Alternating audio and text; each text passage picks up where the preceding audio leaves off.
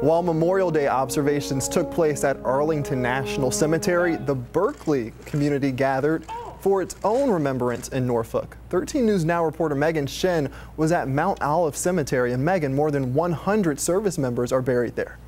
Stephen, that's correct. Organizers tell me they don't know exactly how many military members are laid to rest at the All-African American Cemetery. Back when Memorial Day was called Decoration Day, cemeteries including Mount Olive were segregated. Well, even a person's military service couldn't overcome that separation. Now many people in the community are rallying around the cemetery, which often was neglected.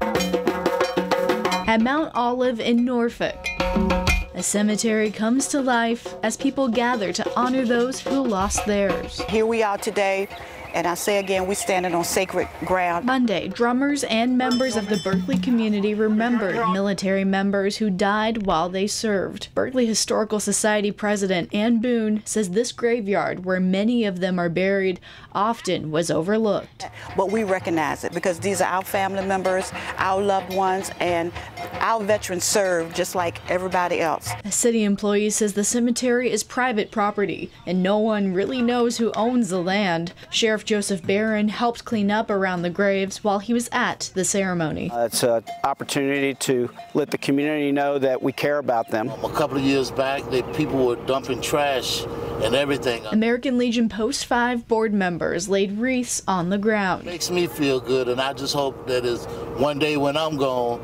some other veterans will pick it up and keep the tradition going. I was born in 1889 and passed in 1957. For relatives of people buried here, her grandmother was one of Thomas Jefferson's slaves. It's important to take this day to remember our nation's fallen heroes, whether or not your family has military ties. Not just Memorial Day, but always. Come out, clean a grave off, put down a flag.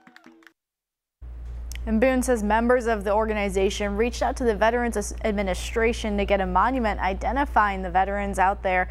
We'll let you know if those plans come together. In the studio, Megan Shen, 13 News Now.